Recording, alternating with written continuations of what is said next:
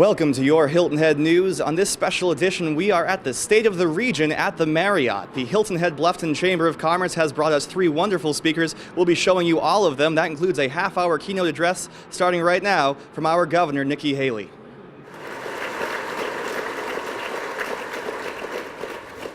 Thank you. It's great to be back home. We always love coming to the island, and it is a great day in South Carolina. And what is better is it's a great day on Hilton Head Island in Bluffton, and I could not be more thrilled to be here. South Carolina is doing so well. And I want to talk a little bit about what we started, what we're doing, where we're going, and how it affects all of us. You know, when we first came into office, the big demand and the big ask was jobs.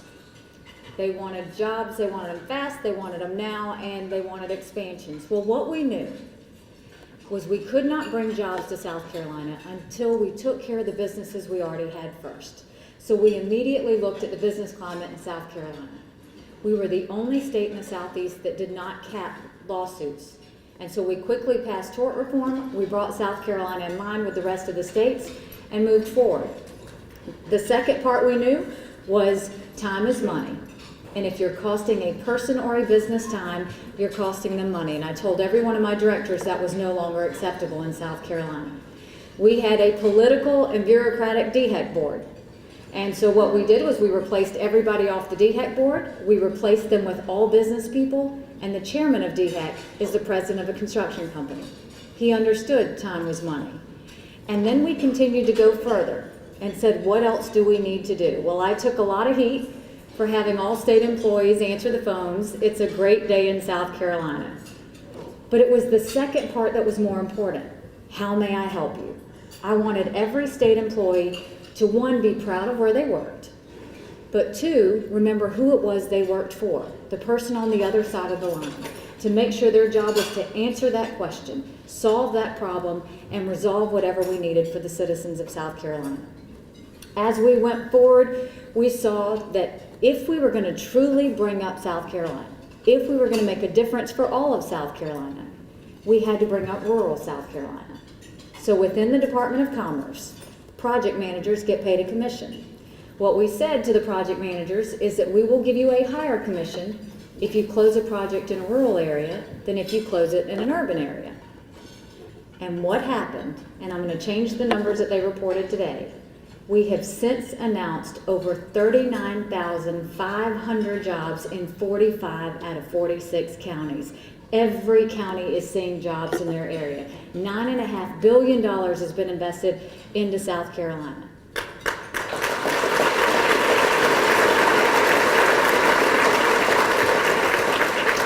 Examples, we are the first manufacturer of flat screen TVs in the country. 500 jobs in Winsboro, South Carolina.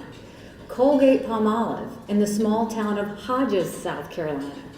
We just announced on Friday, Lewis Hornick, 125 textile manufacturing jobs in Allendale. That's what's starting to happen, is we're starting to see every part of South Carolina get improved. But the other side of that is, we want our South Carolinians to have these jobs.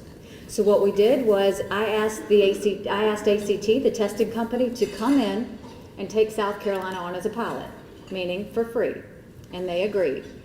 We said we want to create work-ready communities and get every county certified. Every county applied, and in order to get certified, they had to accomplish 4 things.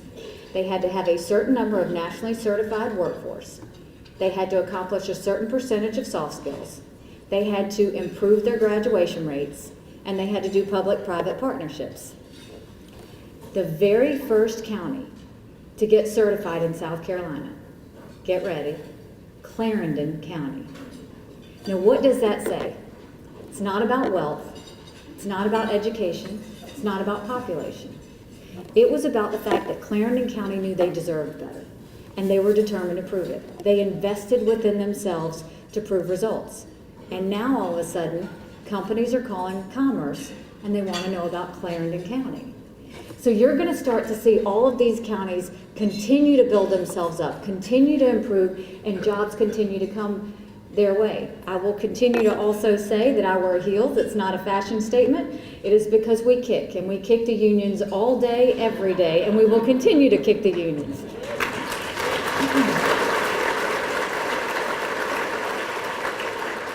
Those 1,000 jobs that were jeopardized by the National Labor Relations Board and threatened when that great American company decided to put those jobs in, those 1,000 jobs that we fought for and the rest of the country joined us in that fight for, are now pushing 9,000 jobs because of that fight. We don't have unions in South Carolina because we don't need unions in South Carolina. Our companies know to take care of those that take care of them. And our associates know that they would rather have the direct relationship with their employers than a middleman. So we continue to move that forward. And what has been the result of all of these changes within our business climate? We were just named #2 best state in the country to do business in, behind Texas. That's a reason to celebrate.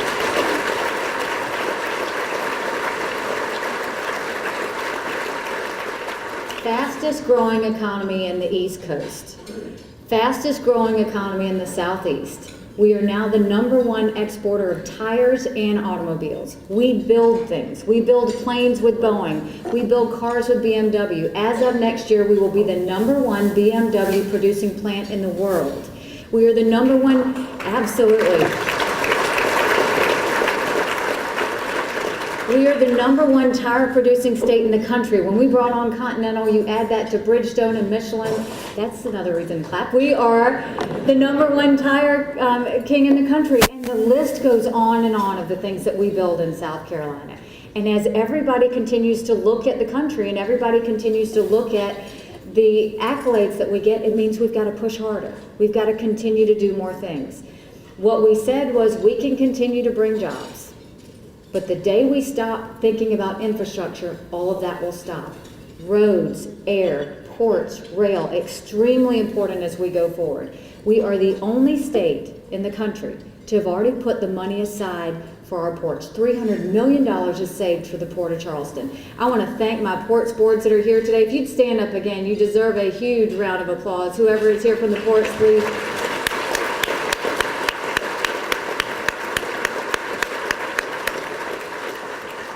Not only are we ready for Charleston, but they have a business plan in place and are meeting with the elected officials in Jasper so that Jasper continues to go forward, so that we look at Georgetown, so that it's not about one port, it's about 3 ports, and we move that forward. We said air, look at the fact we're celebrating JetBlue, hugely important, whether it's JetBlue in this area or Southwest in Charleston and Greenville, we're starting to show CEOs that there are direct flights coming into the state. Dual rail, you're seeing that go from Charleston. We started an inland port. How fast can we get the sales to market? How do we get that cargo to the ports? We're doing it quickly. And then, for the first time in 25 years, the largest transportation bill was passed, $1 billion, and we did not raise taxes.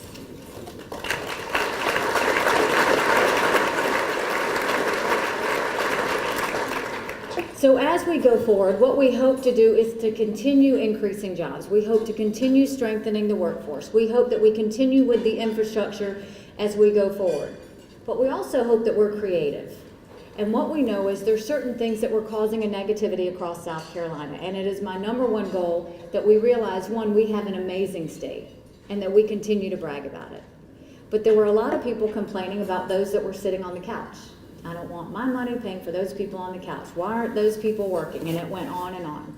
So we decided to test it. I have a phenomenal director in DSS with Lillian Collin, and she decided to try something. So now when someone comes into the welfare office, what DC tells us to do is check boxes and give them a check. What we started doing is now we check boxes and we say, what do you do? What are you good at? What's your skill set? We match them up with businesses, and in the last several months, we have taken 18,500 people off of welfare, put them in jobs, and we have a 94% retention rate. They have stayed in their jobs.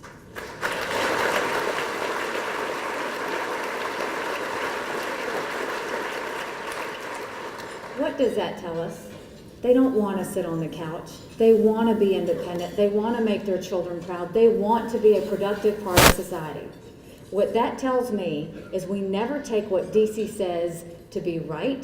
We think about what do we need to accomplish. The goal was never welfare checks. The goal was a job. And so you are going to start to see South Carolina really focus in on getting people back to work in any way that we need to do that. Now, as we continue to go forward, as much as we have accomplished, there is more that we have to do. We desperately need ethics reform in the state of South Carolina.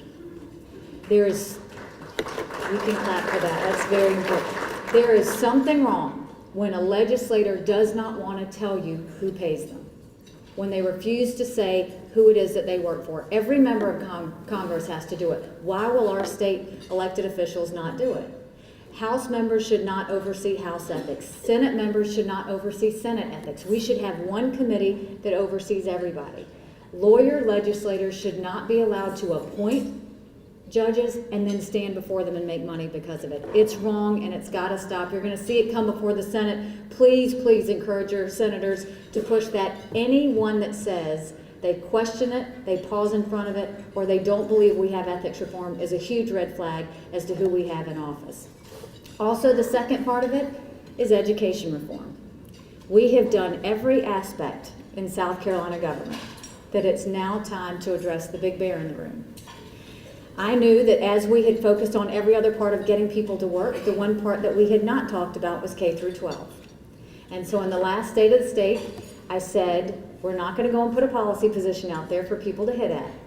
We were going to talk about education and get into the guts of it and find out what we really needed to do to fix it.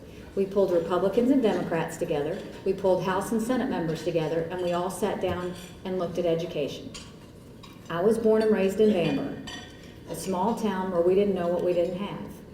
Then I lived in Orangeburg, where we spent more time on discipline than teaching in the classroom. And now my daughter goes to the big River Bluff High School in Lexington, where every classroom has a flat screen TV and every child has an iPad. Yet when I went back to my hometown of Bamberg to give an anti-bullying speech, they didn't even have a projector for me to play the video on. That's immoral. There's something wrong about the fact that we are educating our children based on where they're born and raised and not on the fact that they are our future workforce. Those are the ones we need to be focused on. So what you're going to continue to see us do is really focus in on that, see what we need to do to change it, because when we looked at the dollars of what went to Bamberg and looked at the dollars of what went to Lexington, they're practically the same. The difference is Lexington is property tax based, so they can decide where their money wants to go. They want it to go to technology or reading coaches or anything else. But Bamberg is Title I. They have to do what the feds tell them to do. They have to spend it the way DC tells them to do that. So you will see us have changes. We will come out with it in January, and what I hope is that everybody in this room will be open-minded as we go towards our change in education. We met with principals, we met with superintendents, we met with teachers, we met with charter schools and homeschoolers, we met with our manufacturers, our business leaders, we met with the deans of universities. And what I will tell you was the most impactful meeting we had was the one with our teachers. In South Carolina, for the longest time, we have educated from the top down. We have got to start educating from the bottom up. The teachers know what we need to do.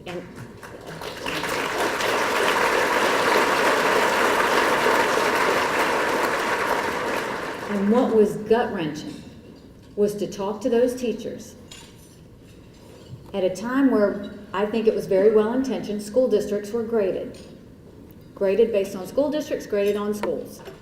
But what happened was, all of a sudden, the school districts got very anxious to make the grade.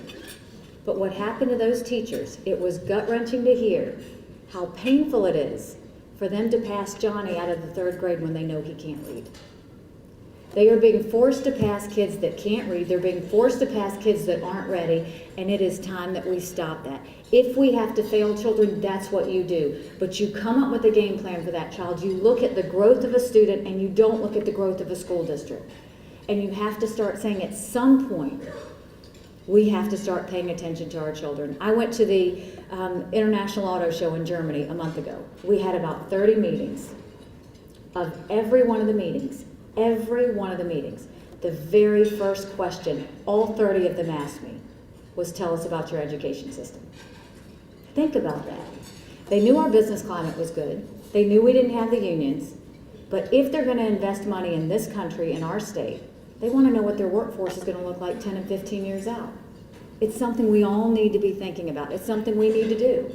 So you will see us push forward in January. You'll see us not do a one-year fix. It's not possible. You will see us come up with a plan that's probably going to take about 8 to 10 years to accomplish. But if we do this right, we will have smart children in every part of the state. We will have productive citizens in every county of the state. We will have jobs in every community in the state. And South Carolina will be achieving progress in every aspect in the state. So as we go forward, I know that we also are talking about the state of the region, and this is a region I could not be more proud of. $161 million of capital improvements. Can we please thank one more time RBC and Boeing for the heritage?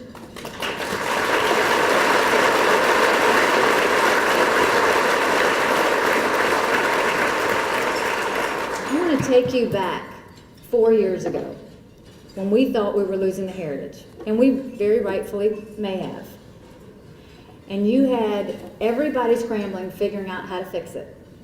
And you had the legislature pushing a bill, wanting to pay for it. And I told you then, the worst thing we could ever do to a heritage golf tournament is have it paid for by the taxpayers of South Carolina. We fought hard to get those sponsors. We fought hard to get RBC, and Boeing did not have to come in and help us at the end, but they did.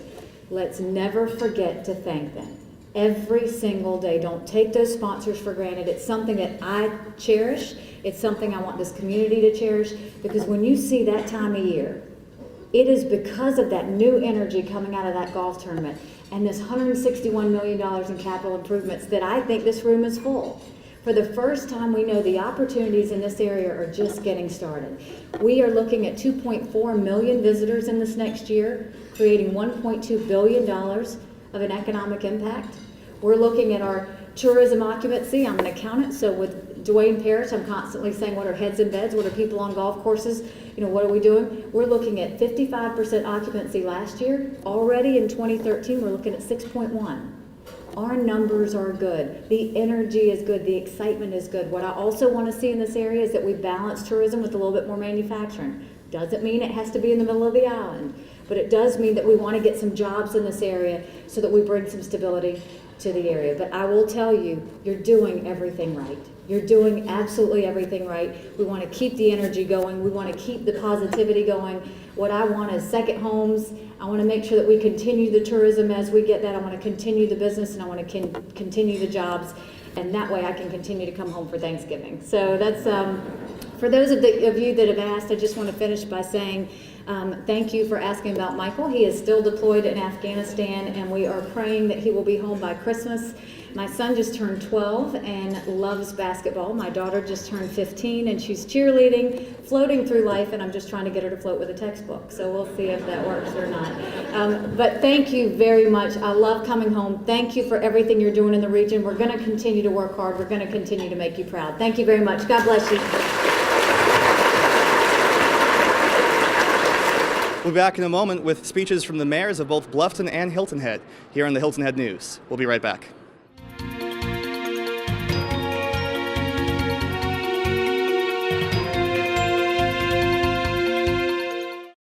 James Wedgeworth has been the #1 realtor on Hilton Head Island for the past 20 years. James Wedgeworth has been my agent for the last 4 transactions here in Hilton Head. There's a reason James is #1 for the last 20 years. Nobody does it better. James and his team will go the extra mile to make sure that you get the perfect house for you and your family. Nobody does it better.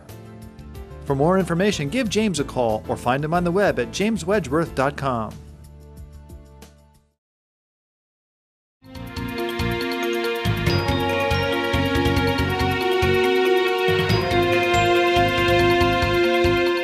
We are here at the State of the Region, where Mayor Drew Laughlin will now address the crowd on this very special Hilton Head News. I stand before you today able to say that the state of our island is better than it has been for some time. It's an exciting time. Cooperation between business and the town has led to public-private partnerships, redevelopment, and a focus on economic development. There is renewed confidence, renewed optimism, and renewed energy. Consider, the surge of private investment in our island continues. The Westin, Omni, Sonesta, and Beach House have invested almost $80 million in renovations and improvements to our oceanfront hotels. Sea Pines Resort is investing millions of dollars in improvements, including a new plantation club, a new beach club, and a new Harbortown clubhouse. South Island Dredging Association has obtained the permits necessary for dredging Harbortown Yacht Basin, Baynard Cove Creek, and Braddock Cove Creek, and this much-needed work is about to get underway if it hasn't already. Our other planned unit developments have been investing in their facilities and amenities. For example, Hilton Head Plantation's Spring Lake Pavilion and the Wexford and Long Cove clubhouses.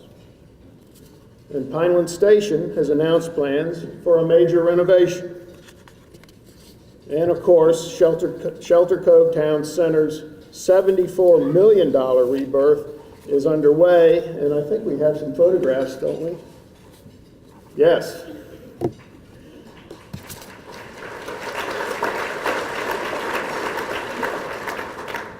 I think you're looking at the plan for the new park, community park that will go there, and we have some photographs of the interior of Kroger, which I understand expects to open in January. The entire project should be completed in 2015.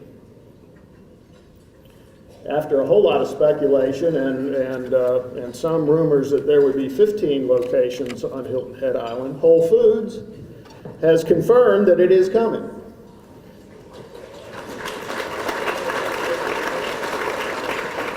And what you see there is a rendering of the store to be located at the plaza at Shelter Cove. All of this economic energy has resulted in some objective measurements, ratables, as I have come to learn they are called. Business license fees permits are increasing. Residential and commercial building permits are increasing. Visits to the island are up. Town revenues from accommodations, hospitality, and beach preservation fees are increasing.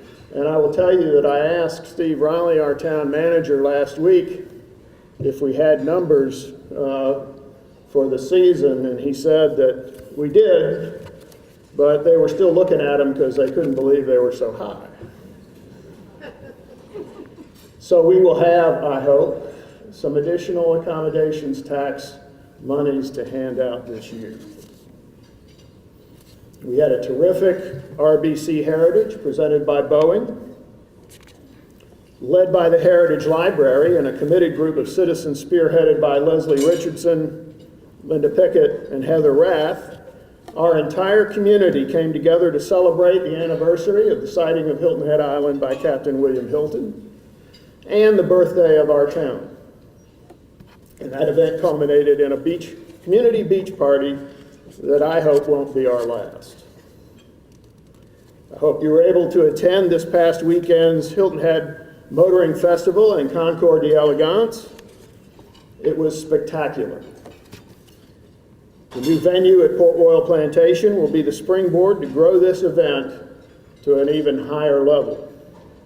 And thanks to Carolyn Van Agel, Stu Brown, and the hundreds of volunteers who made that all happen, and thanks to Port Royal Plantation and the Westin. Attendance at Hilton Head Institute's Imagination 2013 event may not have been what they hoped for, but if you did go there, you had a chance to hear some excellent programs. And this event will build as word gets out about how these programs inspire the imagination. At Town Hall, we've continued our effort to play an active role in encouraging investment in our island, while at the same time honoring our prime directive to respect the natural environment given to us, which remains and will always be our best asset. Last year, we streamlined our development review process, and we have continued our efforts to make that process more efficient and transparent. Because we know, as Governor Haley said, in the business environment, time is indeed money. We replaced a 15-year-old software system that will cut costs to the applicants in permitting and allow for electronic plan review and citizen access for online permitting and status checks. And the town now assigns a project manager advocate to work with customers from end to end throughout the application, permitting, and construction process, allowing for staff, ownership, and dependability. This year, Town Council created a nonprofit economic development corporation to further economic development efforts with a focus on promoting new business development, identifying and partnering on redevelopment priorities, and meeting the needs of our existing businesses. Tom Upshaw was elected chairman of the corporation, and we look forward to working with the EDC to create and retain a diverse mix of businesses on Hilton Head Island. In the coming year, I am confident we will have completed the ground-up revision of our land management ordinance.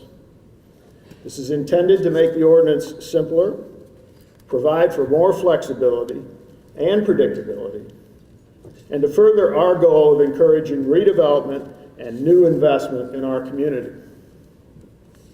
The town continues to invest in numerous public improvements for pathways, roads, parks, fire stations, drainage, public safety. We continue to replace those ugly signals hanging on wires with mast arms. And we continue to bury power lines. The largest, of course, of our public improvement projects is beach renourishment.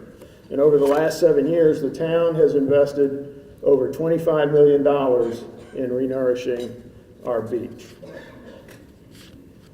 We have plans for a new rowing and sailing center at Squire Pope Community Park. Those plans have been approved, and the construction of the park has been funded in our current budget. We acquired a 102-acre parcel of land from Heritage Golf Group right in the middle of the island that will be an asset for future generations of Hilton Head Islanders. I am asked from time to time what our purpose in buying that was, and we have no immediate plans for it, just as we had no immediate plans for Honeyhorn when the town bought that. But the opportunity to have a site like that can be an asset for future generations was too good to pass up. We relocated Share Center to a new Mid-Island facility that will enable it to grow and offer more programs for our senior citizens. We demolished the old Welcome Center and replaced it with green space. And we enacted a ban on texting while driving. And I hope that the state will do the same, because we all know how dangerous that is, and we all know what the cost of that activity is and can be. We have engaged consultants and commissioned a study to assess the state of our arts community and make recommendations on what positive role the town can play in promoting and sustaining the arts on our island. We are now broadcasting town council meetings and posting the video on our website. Last week, you may have noticed that the Island Packet reported activation of 2 new cell tower sites up by AT&T that will improve wireless services along Wild Horse Road and Palmetto Dunes. This type of investment by providers like AT&T is critical to the economic development and growth of our island. The services that these facilitate to new business potential and ensure that the island can offer the communication services and connectivity demanded by our residents, businesses, and visitors, and that demand will only grow in the future.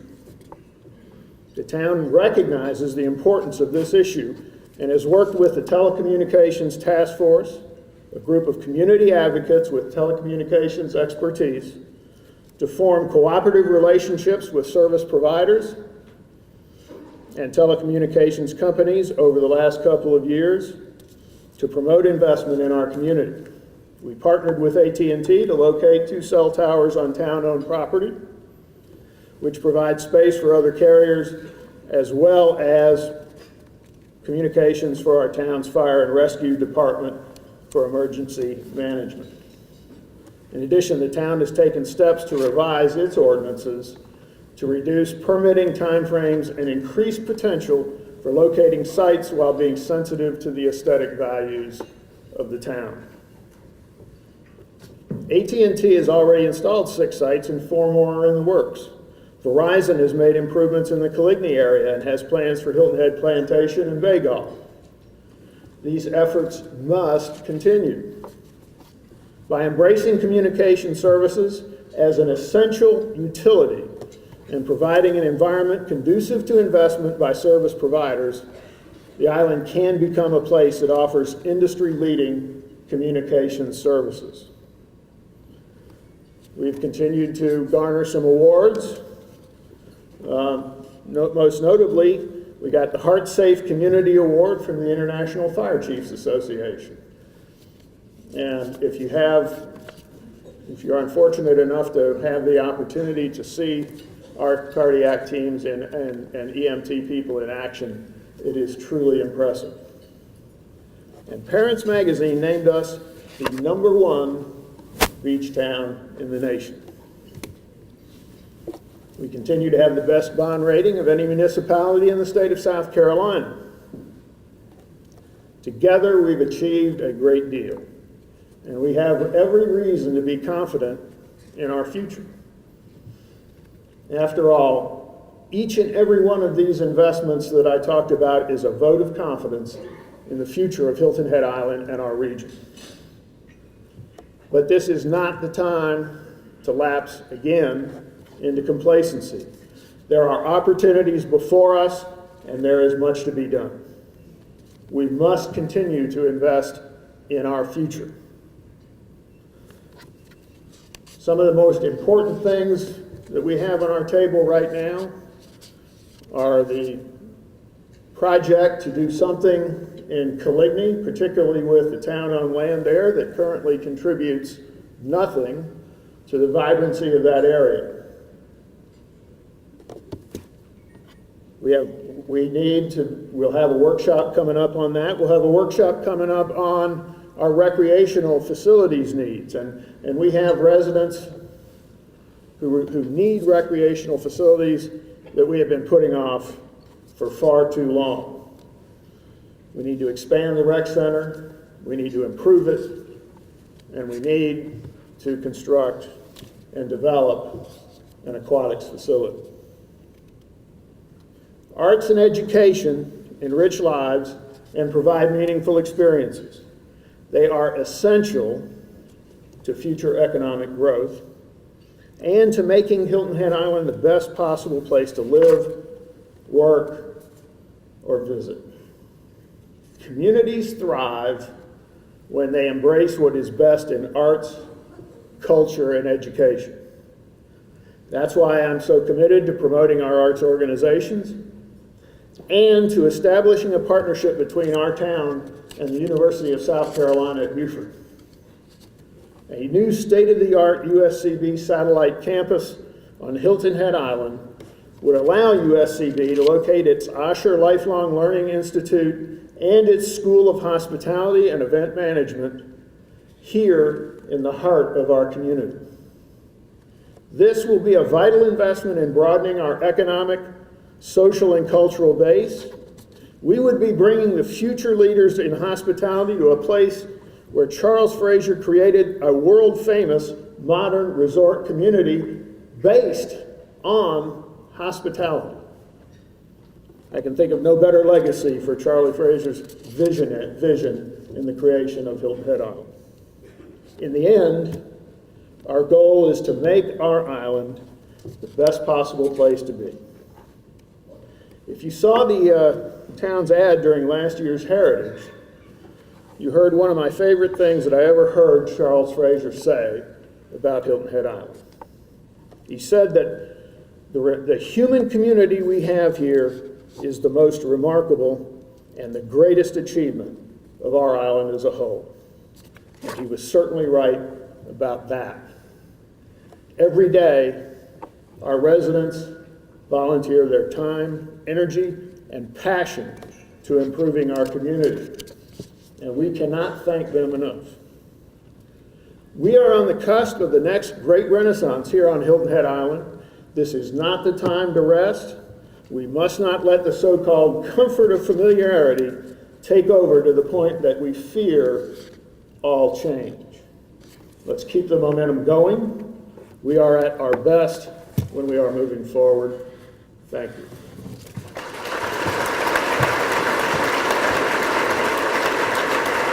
That was Hilton Head Mayor Drew Laughlin. We'll be back after these commercials with more Hilton Head news.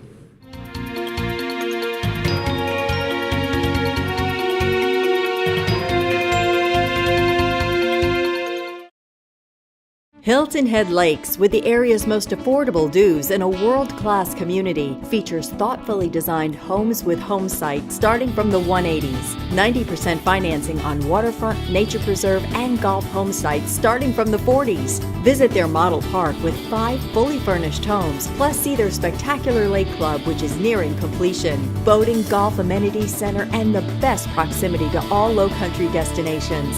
Stop by Hilton Head Lakes today.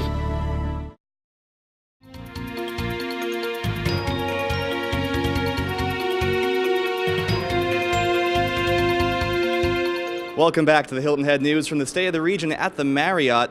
Next up for speeches will be the Mayor of Bluffton, Lisa Sulka. I'm honored as the mayor of the best coastal village town in this country to tell you how Bluffton Town Council and its motivated citizens are shaping the future with its projects, programs, and vision. I hope by the end of my 12 minutes and 15 seconds, I'm going over because I didn't use all my minutes last year, you'll have learned some new things about Bluffton, and you want to join our successful journey to pilot programs, attract a diverse business community, continue to protect our May River, while we never forget who we are, and that's a laid-back, fun, and festive coastal town. And that's who we are. For many years, residents, visitors, and business owners may have traveled through the canopy of Bluffton's oak trees, enjoyed our May River, shopped at our charming Old Town district, and may have seen only the beauty of our town. If you look beyond the Spanish moss and you divert your eyes from that gorgeous river, which is very hard to do, you're going to discover another scenic landscape of innovation, risk-taking town leaders, and the evolution of Bluffton, which is shaping our future, diversifying our economy, and directing our destiny. Today, there are many projects and programs coming together to welcome the business community to our unique town. With these projects and programs, we also have an extremely high quality of life and authentic people, places, and purposes. We have beauty, culture, historical buildings, and a wonderful state of mind that is uniquely Bluffton. Combine that with being the first town that worked with Clemson University to start a business incubator in a non-metropolitan area in the state, and that we have devoted land to a technology park and have members of our community actively recruiting clean industries to Bluffton.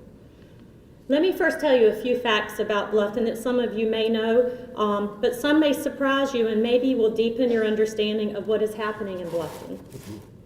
According to our last census, the median age of Bluffton is 33 years old. Does that surprise anyone in the room? 33 years old. We're a town with a celebrated historic district that's attracting a younger population.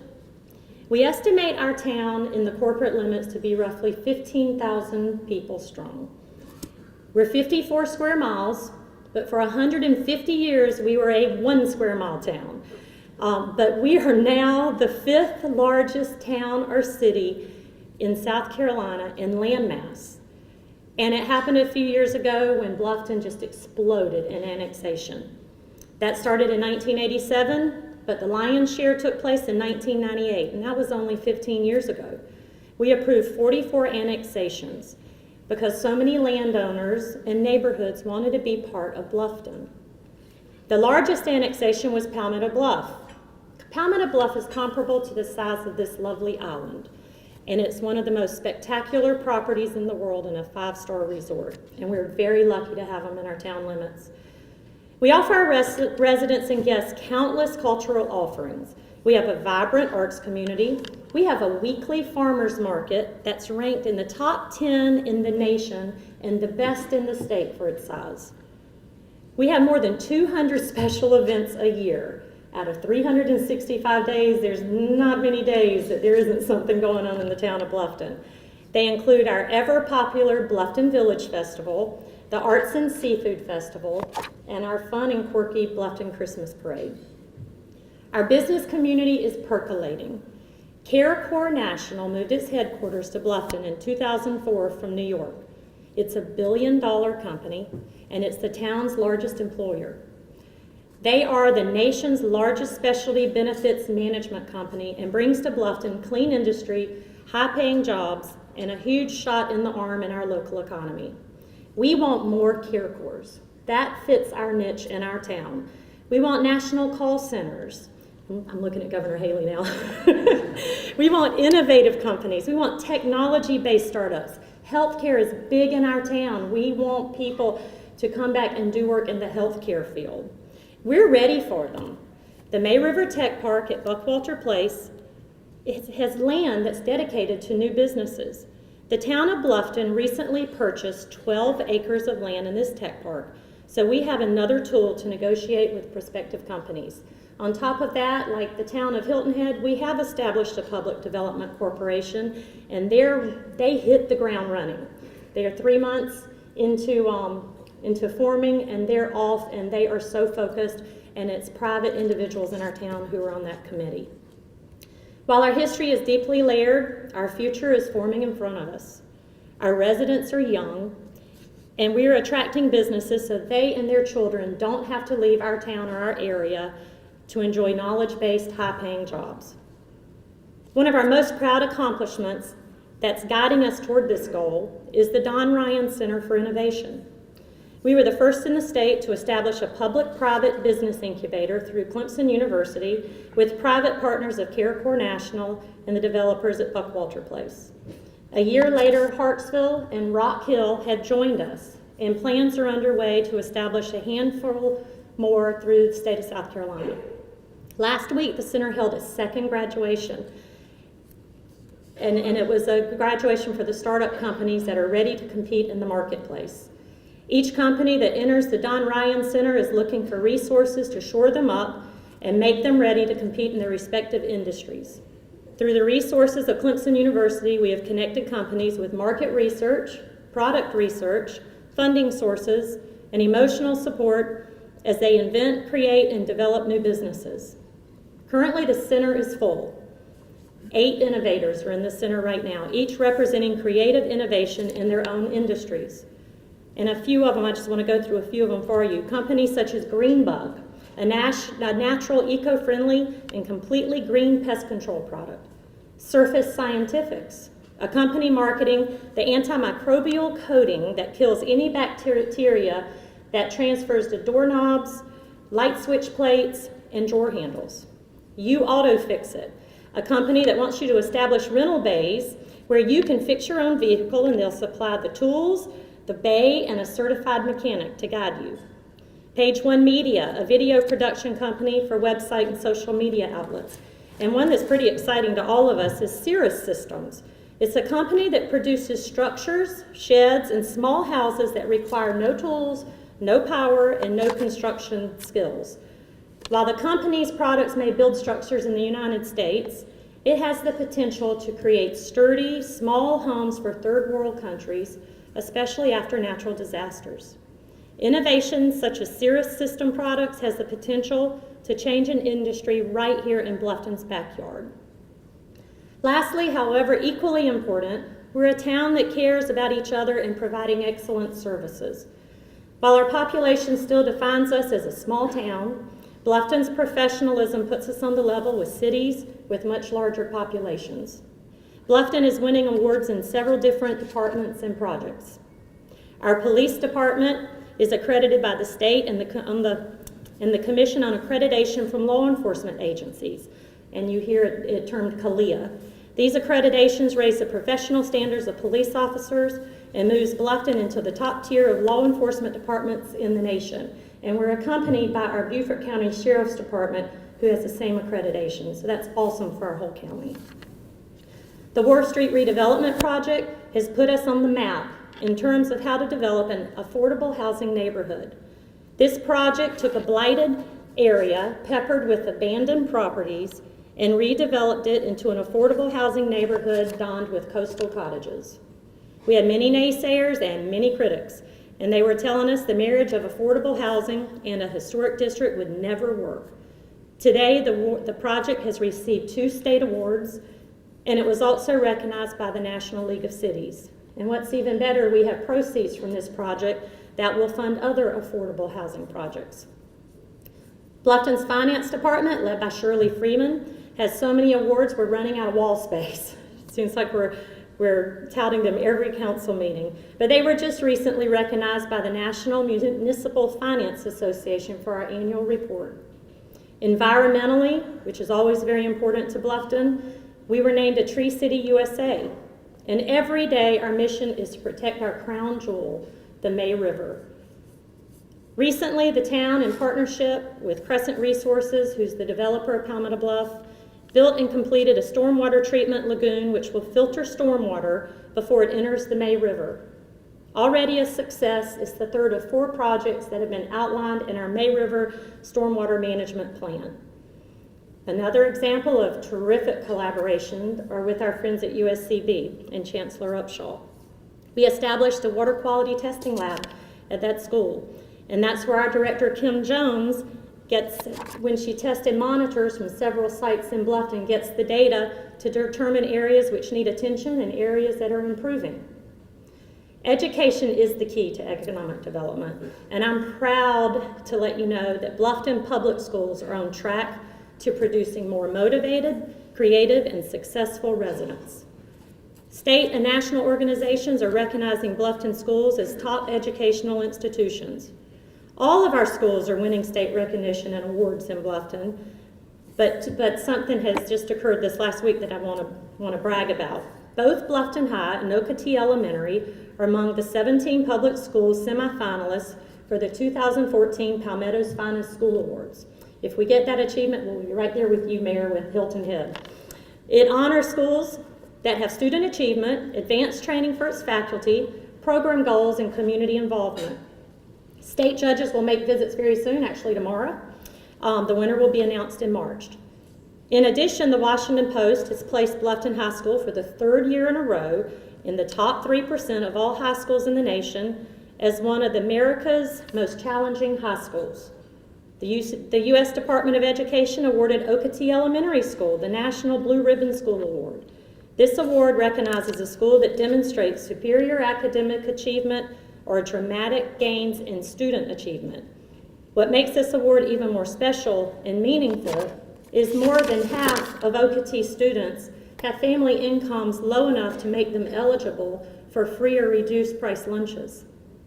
This is another sign that Bluffton and its neighbors are coming together to create a better future for our residents and our town. What does this mean to you? It means that Bluffton means business.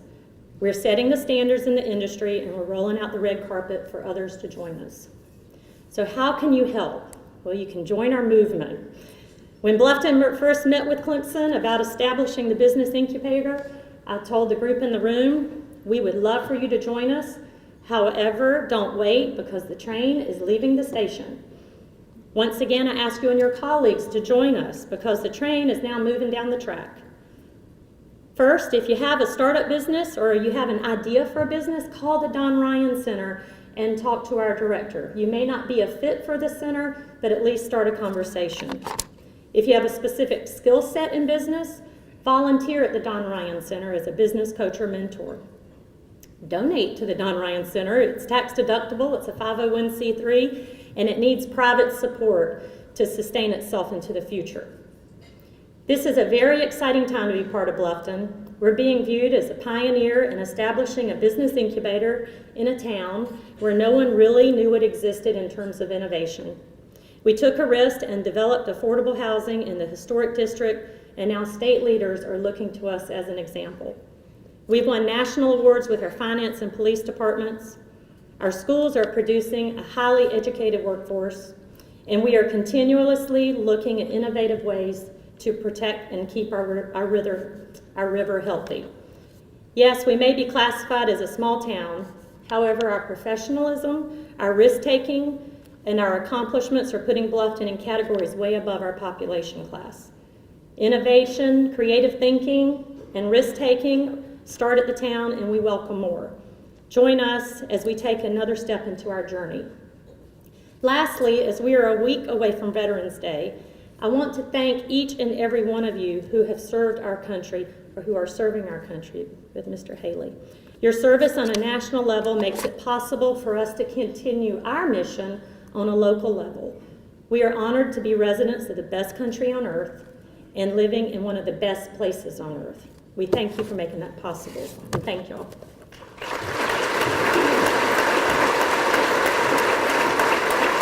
That was Bluffton Mayor Lisa Sulka. We'll be right back after this with more Hilton Head News.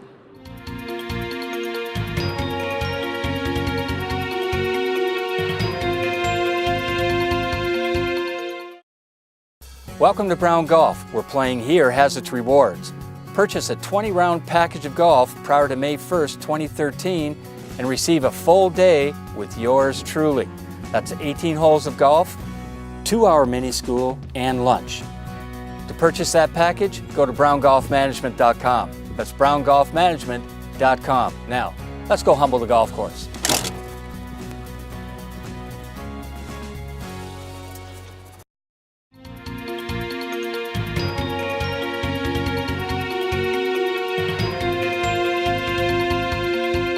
Up now, here at the State of the Region, is our County Council Chairman, Paul Sommerville. When I talk about the state of the region, it's hard for me not to reflect back over the last 151 years, which is how long my family has been continuously living in Beaufort County.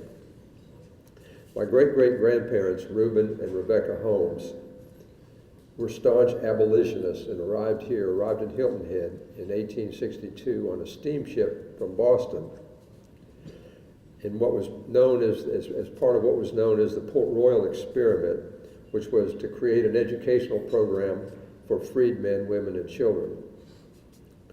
Throughout history, Beaufort County's economy has faced tremendous challenges, but has always overcome its problems with resilience and resourcefulness. Indigo, yes, I'm going back that far. Indigo was introduced into Beaufort County in 1744 by the British to avoid having to purchase it from their arch enemies, the French in Haiti, or their other arch enemies, the Spanish and the Dominican Republic. The British were subsidizing indigo, and when the Revolutionary War broke out, the subsidy ceased, and that was the end of indigo in the Low Country. In place of indigo, in 1790, the first crop of Sea Island cotton was planted on Myrtle Park Plantation, right here where Hilton Head Plantation is today. Once again, Beaufort's economy suffered when the boll weevil killed the bulk of Sea Island cotton by 1917. Rice planting started in Beaufort County in 1680 on the Combahee, New, and Savannah rivers. Nathaniel Hayward had 15,000 acres of rice along the Combahee River. Unfortunately, pluff mud, who knew? Pluff mud ended rice production in Beaufort County when mechanized rice planting was introduced into the Red River Valley in Texas and Arkansas during the First World War. You can't run mechanized equipment over pluff mud. Once again, Beaufort County was forced to find another industry. Phosphate mining thrived in Beaufort County from 1870 until 1914. The Cusal Mining Company, at its height, had over 3,000 workers, mostly African American, making $5 a day, who found this much more lucrative than chopping cotton. Although the hurricane of 1893 destroyed much of the phosphate infrastructure, the discovery of a richer vein in Tampa, Florida sealed the fate of phosphate mining in Beaufort County. As the phosphate industry waned, commercial dredging for oysters became a thriving industry between the 1890s and the 1920s. The potential for the industry was significantly diminished when an invasive species called the borers arrived in our waters and killed all oysters below mean low water. Truck crops, which started right after the Civil War ended, became increasingly important, and potatoes was the largest of these crops. During World War I, Beaufort County was the largest producer of Irish potatoes in the United States. Unfortunately, the potato market collapsed in 1925 and took down the Bank of Beaufort and all of its depositors, including my family. In the 1930s, after the demise of potatoes, tomatoes became Beaufort County's most important crop. Hilton Head Island met much of the demand for tomatoes during World War II. Along with tomatoes, commercial shrimping in Beaufort County, which began in 1926, was a significant part of our economy until competition from Asian and South American shrimp farms in the 1980s all but decimated the industry. Today, there are no more than a dozen shrimp trawlers left in Beaufort County. Most are rotting hulks. Full disclosure, I owned and operated several shrimp trawlers during the 1970s and 1980s. Today, our economy survives on tourism and the military and limited service and industrial. Our tax base is mostly residential and retail. Absent significant additions of commercial enterprises to our tax base, our ability to provide services is limited, and that includes our schools. Beaufort County desperately needs more from additional economic development. One of the most beneficial effects of such an effort is that it will create demand for existing homes that have lost value, as well as those homes yet to be built. Absent more commercial in our tax base, we must rely heavily on sales taxes, such as the recently completed road project sales tax and the currently debated local option sales tax, to give us property tax relief as well as capital projects funding. There have been challenges in 2013. I've been chairman of County Council for only 10 months, and during that time I've already been chairman of budget cuts, chairman of reassessment while the economy is suffering, and chairman of the controversial trash transfer station. Since 2009, we have eliminated 155 full-time positions, including 30 or more that we are eliminating this year. What many residents don't know is that the 2013 Beaufort County operating budget, which stands at $99 million, is actually less than the Beaufort County operating budget was back in 2009 when it was $105 million.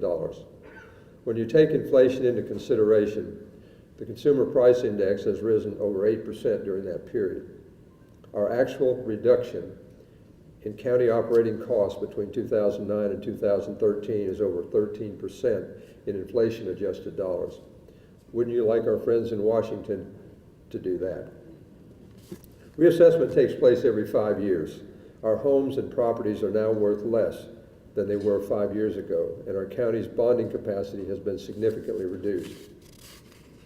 Act 388, passed in 2006, altered the manner in which education is funded in South Carolina by exempting owner-occupied residential property from paying school operating taxes and in exchange for an additional penny sales tax. Some would argue that the majority of those in South Carolina who have school-aged children should be paying for public schools but are exempt under Act 388, while businesses and commercial properties and those who are not permanent residents in the state are having to pay most of the school's operating budget. Our legislature has been grappling with this conundrum for some time. Flow control is another controversial Beaufort County topic that we have been struggling with this year. Because we are, quote unquote, the low country and most of our land is in a flood control zone, we have to rely on other counties to provide us with landfill capacity. Currently, Beaufort County has the ability to direct its solid waste to a particular landfill or transfer station. The flow control bill now before the Senate could determine who controls the state's trash, local governments or national trash companies such as Waste Management and Republic Services. This bill, which passed the House already, is supported by the trash companies because it would limit a county's ability to direct solid waste to certain landfills or transfer stations. County ordinances, including right here in Beaufort County, that now require solid waste to be delivered to specific local landfills would be nullified. Garbage companies say they want a chance to compete for South Carolina's estimated $500 million in solid waste market every year, but they already control 70% of that market. Waste Management currently has a virtual monopoly on solid waste generated in Beaufort County because it owns the only landfill, Hickory Hill, in Jasper County, that is within economic hauling distance, absent a transfer station. Beaufort County is currently paying Waste Management $42.42 per ton tipping fee at Hickory Hill. To put this in perspective, Charleston County is paying Waste Management $18.90 per ton to dispose of some of their solid waste at another Waste Management landfill, Oak Ridge in Dorchester County. Advocates of quote-unquote free enterprise, of which we are certainly one, overlook the fact that it is not possible to have fair and open competition for solid waste disposal when there is only one privately owned landfill in an economically feasible distance, and state law forbids constructing another within a 75-mile radius. In places like Greenville County, where there are a handful of both public and private landfills competing against each other, the capitalist system works fine. But where there is only one privately owned landfill and governments cannot build another, that is not capitalism, that is monopoly, and taxpayers suffer. Additionally, this bill would increase the importation of out-of-state garbage into South Carolina, a state with a history of taking the nation's refuse. Now that we've gotten the negatives out of the way, let's talk about some positives. Infrastructure. In Bluffton alone, there are 3 major highway projects in progress: the widening of South Carolina 278 and Highway 170, and the construction of the new flyover for the Bluffton Parkway. If a hurricane or natural disaster strikes Hilton Head Island, all 3 of these roadways will be crucial for the evacuation of the island and Bluffton. The widening of 278 should be completed by the end of November. The Highway 170 project should be completed by spring of next year, and the Bluffton Parkway flyover is scheduled to be completed in the spring of 2015. Economic development efforts have been a big part of 2013 when we welcomed EcoDual. That provides natural gas conversion systems for tractor trailers and diesel locomotives, and Dewar Industries that uses composites primarily in the marine industry. Beaufort County is home to 3 important military installations: Parris Island Marine Corps Recruit Depot, Marine Corps Air Station Beaufort, and Beaufort Naval Hospital. The Marine Corps Air Station will soon be the permanent home for the new vertical takeoff F-35B Joint Strike Fighter. 2 training squadrons will arrive next year, and 3 combat squadrons are expected to follow. These military installations pump over $1.2 billion into our local economy each year, and with the F-35B combat squadrons moving to Beaufort in the coming months, that number could easily rise. Loss of the military for Beaufort County would be catastrophic. We are working closely with USCB to develop and operate a water quality lab for water testing. That is part of what we do in our ongoing water quality program. Beaufort County has already contributed $250,000 to USCB to purchase equipment. Improving the lives of our special needs population has always been a priority, and that's why I'm pleased to mention the new housing that's in the works for Beaufort County's Disabilities and Special Needs Residential DSN home in Hilton Head.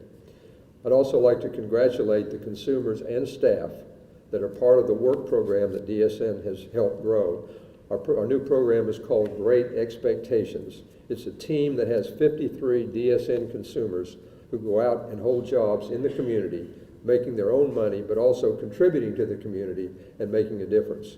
These consumers do various jobs, such as cleaning many of the county PALS buildings, as well as work at Goodwill, cleaning, sorting, and folding clothes. This creates such a huge sense of accomplishment for these adult consumers to be able to do productive work. And Governor Haley, we'd be honored to have you come down and witness the success of these DSN consumers.